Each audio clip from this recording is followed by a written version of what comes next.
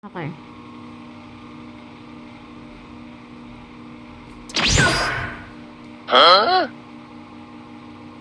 What is up mga ka-Preds? Predators Motovlog, ang Predator ng Pinas here. And kung makikita nyo yung sa likod, merong pool dyan. At eto tayo ngayon, no? Well, nandito tayo sa El Royale Events Resort and Events Place. And nagstay na tayo dito. Nag-overnight na tayo actually. Pero yun nga, enjoy nyo lang yung video para makita ninyo kung anong meron sila dito at malaman ang buong detalye. Kaya, cue intro muna natin. Let's go!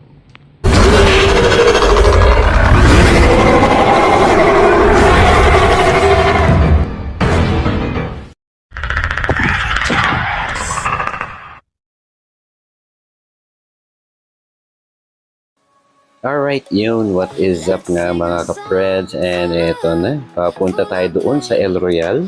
Siyempre kasama natin dyan ang ating family. Yan.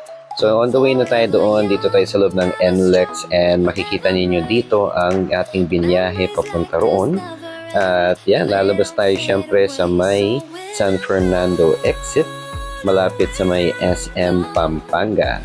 At siyempre, mga ka-Preds, kung hindi pa kayo nakapag-subscribe sa akin channel and sa akin Facebook page, pag-search nyo na Predators Motovlog, ang Predator ng Pinas. And syempre, pag kayo yung nakapag-follow and subscribe, may chance na rin kayo na makakuha ng mga prizes natin tulad ng Magic Gatas and Tire Sealants. So ito, kita nyo, nagbayad tayo sa toll gate kasi syempre wala tayong RFID, kaya yan. Pero ito nga, pagdating nyo dito, paglabas nyo ng San Fernando exit, lumiko kayo ng pakaliwa papuntang San Fernando, SM Pampanga, and syempre yung daan na yan, tatahakin natin dire-diretso lang papuntang Mexico, Pampanga.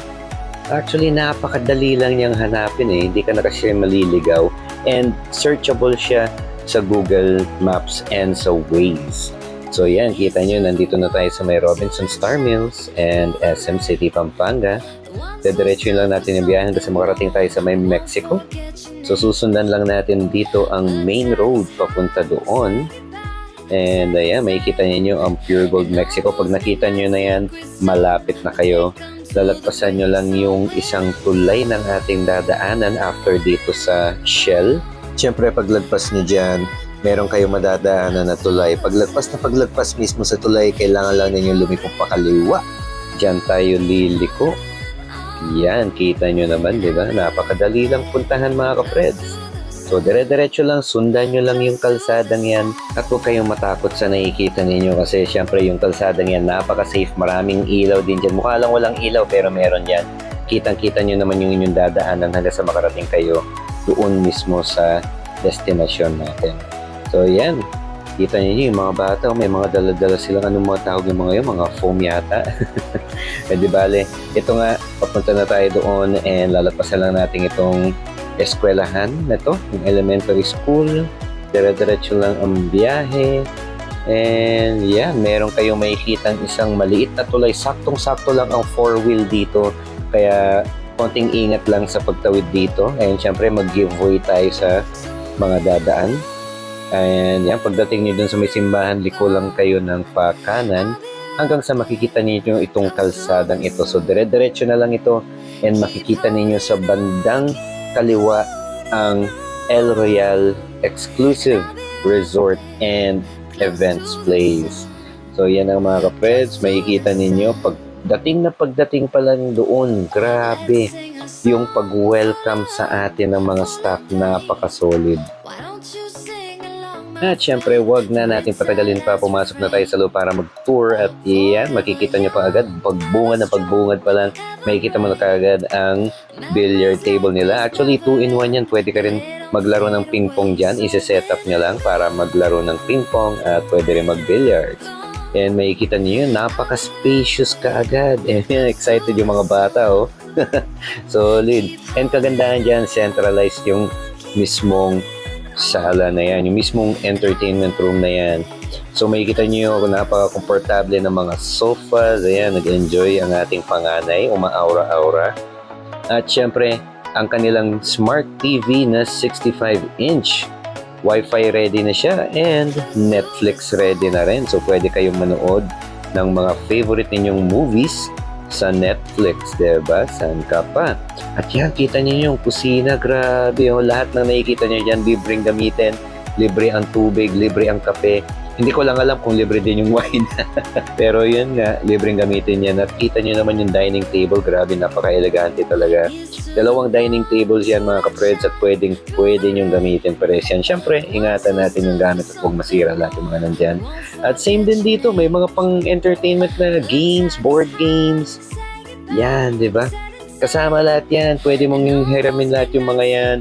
Basta mag-ask ka lang ng assistance from the staff. At yan, susubukan natin mag-billiard, di ba? Oh, feel natin pagka Efrem Bata Reyes natin dito. Kahit hindi tayo marunong. At yan, susubukan ng anak natin maglaro din ng billiard. Siyempre, first time niyang humawak ng tako. At syempre, may ipapahay ko lang sa inyo mga kapreds, pag gusto nyong kumain o magstay dyan, dapat kayong magbaon ng pagkain kasi para hindi na kayo lalabas at bibili pa ng pagkain. Yan, tulad namin, kinailangan pa namin lumabas dahil nagutom kami at walang pagkain dun sa loob. Although yes, libre ang paggamit sa loob ng mga kitchen utensils. At yan, kita nyo naman yung mga pools nila, napakalupit to. May jacuzzi, may pool. Ang ganda ng ilaw pa nila sa jacuzzi. Yan, pag sinindihan nila yan, makikita nyo niya mamaya, napaka-solid at napakalinis, well-maintained ang kanilang pool mga kapreds. Talagang malinis na malinis ang tubig. Pwede kayo mag-enjoy kasama ang buong family. And sulit na sulit yung babayaran nyo dito. Siyempre, dito lang yan sa El Royale Exclusive Resort and Events Place. Pag akyat nyo sa taas, nandyan yung bedrooms. Yung mga bedrooms nila, syempre, centralized na sila. Yung mga aircons, may kanya-kanya silang aircons. And ayan, no, kita nyo na may double deck pa sila sa kabilang kwarto. And centralized din ang aircon dyan mga kapreds. Meron din mga extra beds sa gilid. Yan. Ang kanilang banyo, napakalawak. May heater yung banyo nila sa taas. Pwede kayong maligo dyan. Pwede kayong mahiga, maupo, mag-tumbling dahil napakaluwag. Tsaka ang ganda oh. Tsaka yun, tignan nyo, meron pa silang free towel na pwede nyo gamitin. At syempre, ang ganda ng shower heads nila. Meron silang bidet. Yan, di ba? Tapos, yung kanilang toilets na napakalinis. Yan, ganda na salamin. At syempre, yung overlooking view deck nila sa taas. Yung kanilang terrace. Yan, makikita ninyo, napaka-solid. At sinabi ko kanina, di ba, libre ang kape. At dahil magtatrabaho tayo ng gabi, yan, nagtitimpla na tayo ng kape. Diba? Yan, dinner time. Yan. Pwede kayong kumain sa loob actually. Kami mas pinili na lang namin na kumain sa labas. Siyempre, para ma-feel ang outdoor experience. Napakatahimik at presko sa labas. O, di ba? Si Casey, oh, ni-enjoy na niya yung pool. Actually, yung pool nila is 4 feet to 6 feet. Kaya yan, paalala lang po sa mga hindi marunong lumangoy. Siyempre, know your limits lang po. Pag hindi kaya sa malalim, huwag na tayo pumunta sa sobrang lalim. Ayan, magdadive daw si Casey. Susubukan daw niya sumisid. Oo, diba? Pwede ninyong enjoyin. At yung kagandahan nga dito, tulad na sinabi ko, dahil exclusive resort siya, pwede niyong solohin ng family yan.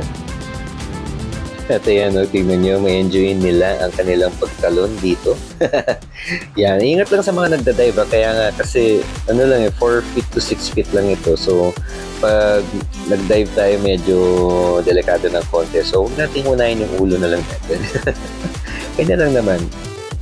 Diba? Masaya. So yan, papasindi na natin yung maya-maya, yung fountain maya-maya.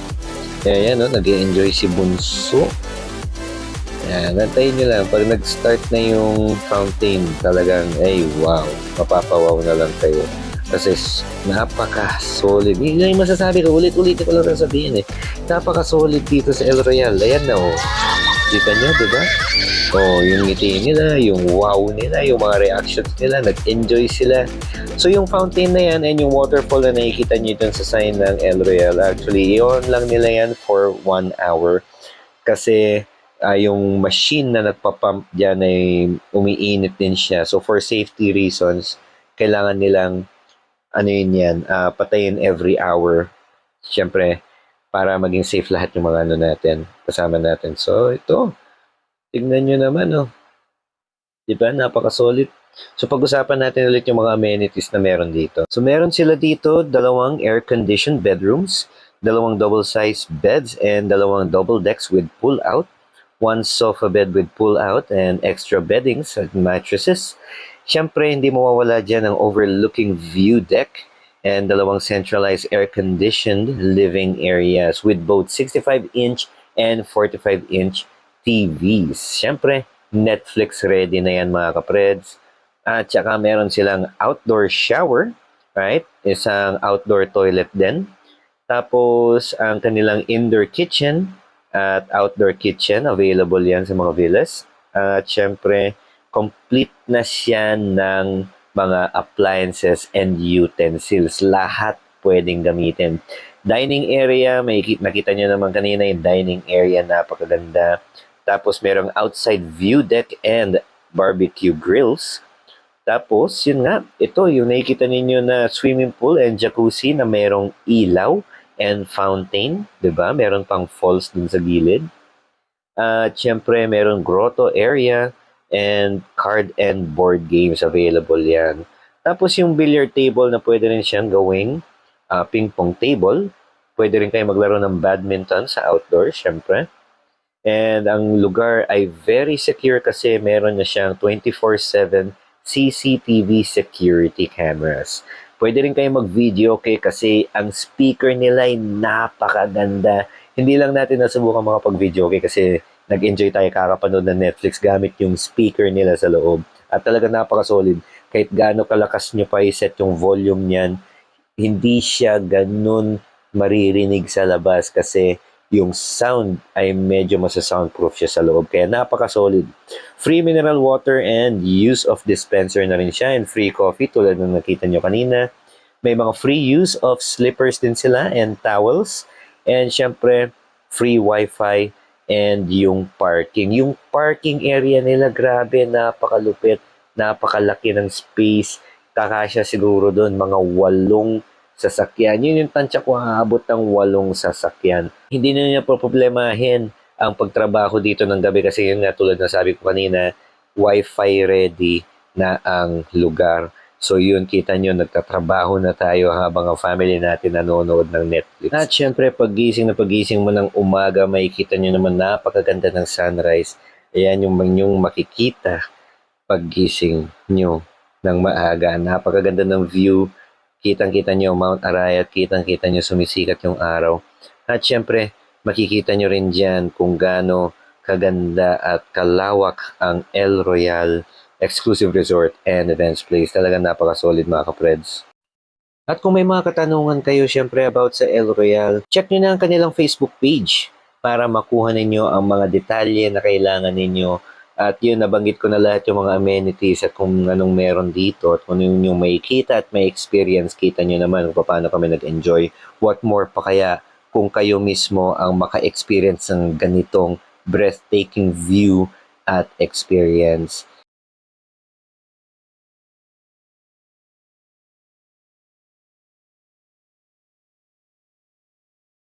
Ay, yun na nga mga kapred. So, tapos na tayo magstay dito. And kita nyo naman sa video kung gaano kasulit talaga ang babayaran ninyo dito sa El Royale.